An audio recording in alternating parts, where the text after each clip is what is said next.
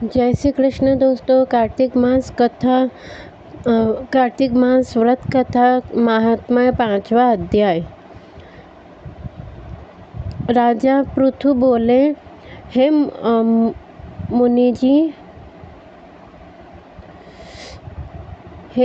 जी, आपने कार्तिक और माघ मास का विस्तृत फल कहा। अब इससे विधिवत स्नान की विधि, नियम और उद्यापन की विधि भी आप हमसे कहिए। नारद जी ने कहा कि आप विष्णु भगवान के अंश से उत्पन्न हुए हैं, अतएव यह बात आपको मालूम ही है। तथापि मैं यथोचित विधान आपसे कहता हूँ, उसे सावधान मन से सुनिए। आश्विन मास की शुक्ल पक्ष एकादशी से शुद्ध होकर कार्तिक मास का व्रत करना आरंभ करना चाहिए। इस व्रत को करने वाला सर्वदा रात्रि के चौथे प्रहर में उठे, जल का पात्र लिए हुए गांव से बाहर पूर्व अथवा उत्तर दिशा में जावे। हमेशा दिन में अथवा सायंकाल को कान पर जनेऊ चढ़ाकर पृथ्वी पर तूर्ण को बिछाकर सिर को कपड़े से ढककर फिर मुंह को यत्नपूर्वक बंद कर थूक तथा श्वास को रोक कर मूत्र का त्याग करें। रात्रि के समय में दक्षिण मुख बैठकर मल मूत्र का त्याग करें।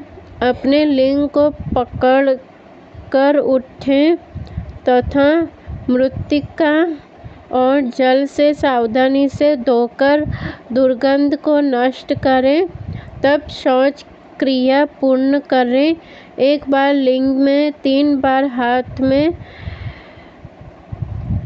फिर शीर्ष तथा हाथ में 2-2 बार, 5 बार गुदा में और 10 बार बाएं हाथ में, दोनों हाथों में 7 बार मिट्टी लगा कर अच्छी तरह जल से धोवे। यह शौचविधि गृहस्थों के लिए कही गई है। ब्रह्मचारियों को दूनी, वानप्रस्थ को तिगुनी और सन्यासियों को चौगुनी अधिक शुद्धि करनी चाहिए। जो शुद्धि की विधि दिन में कही गई है, उसे आधी शुद्धि रात में होनी चाहिए। इससे भी औधी आतुर और इससे भी आधी विधि यात्री को करनी चाहिए।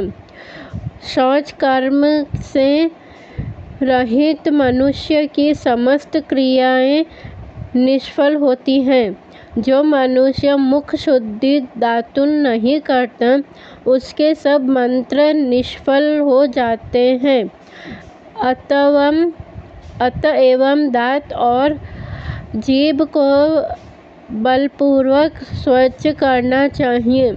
हे वनस्पति, तू आयु, बल, कीर्ति, तेज, प्रभा, पशु संपत्ति, ब्रह्म ज्ञान, बुद्धि, विद्या हमको दे।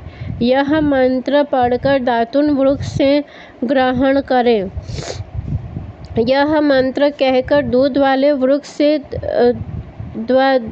12 अंगुल दातुन लेकर करें तथा श्राद्ध और व्रत के दिन न करें।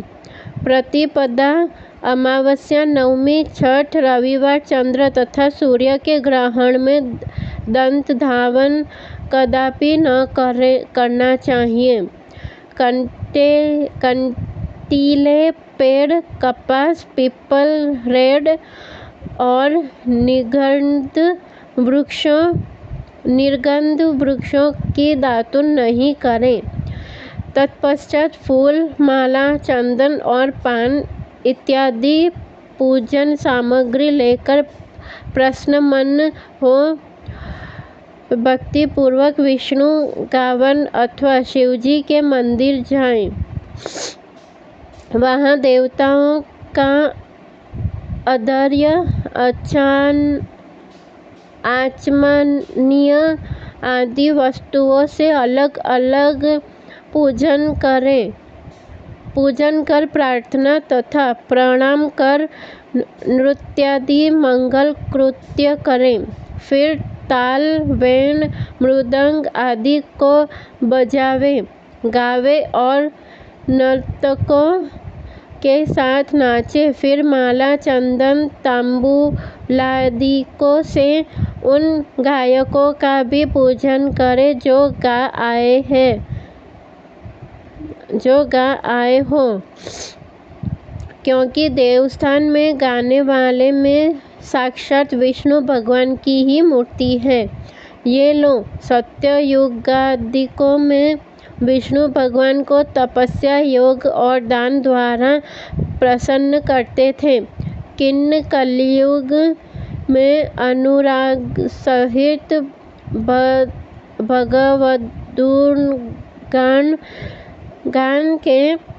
गान है भगवान को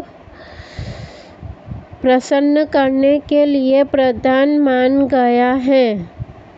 हे राजन, मैंने एक बार विष्णु भगवान से पूछा था कि आप अधिकतर कह रहते हैं। यह सुनकर विष्णु भगवान कहा, हे नारद, मैं वैकुंठ में अथवा योगियों के हृदय में भी नहीं रहता, अपितु जहाँ मेरे भक्त मेरा गुणगान करते हैं वहाँ मैं अवश्य रहा करता हूँ। जो प्राणी चंदन मालादिकों से हमारे भक्तों का पूजन करते हैं, उससे मुझे जैसी प्रीति होती है वैसी प्रीति मेरे पूजन से भी नहीं हो सकती। जो मूर्ख पुराणों की कथा तथा मेरे भक्तों का कीर्तन सुनकर उसकी निंदा करते हैं, वे मेरे शत्रु सदृश हैं।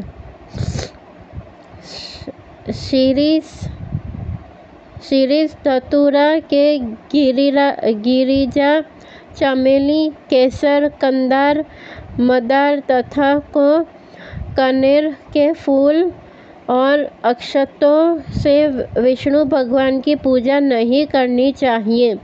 अड़हल, कंद, शिरीष, जूही, मालती, केवड़ा के पुष्पों से शिवजी का पूजन नहीं करना चाहिए। लक्ष्मी की अभिलाषा करने वाले पुरुष को चाहिए कि तुलसी पत्र से गणेश जी की, दूर्वा से दुर्गा जी की, अगस्त्य से फूल से सूर्य नारायण की पूजा न करें। जिन देवताओं के लिए पूजा में जो फल निर्दिष्ट है उन्हीं से उनका पूजन करें। इस प्रकार पूजन समाप्ति के पश्चात देवाधिदेव विष्णु भगवान से क्षमा याचना करें। हे सुरेश्वर, हे देव, मेरे पास न मंत्र है और न क्रिया, भक्ति से भी मैं हीन हूँ। जो कुछ भी आपकी पूजा मैंने की है, आप हमारी उस पूजा को पूर्ण करें। इतना करने के बाद परिक्रमा करके दंडवत प्रणाम कर पुनः क्षमा प्रार्थना करके गायन, कीर्तन आदि करना चाहिए। जो मनुष्य शिव और विष्णु भगवान की विधि पूर्वक कार्तिक मास की रात्रि में पूजा करते हैं, वे पवित्रात्मक होकर अपने पूर्व पुरुषों के साथ विष्णु लोक हो जाते हैं। कार्तिक मास का 5वां अध्याय समाप्त हुआ। जय श्री कृष्ण।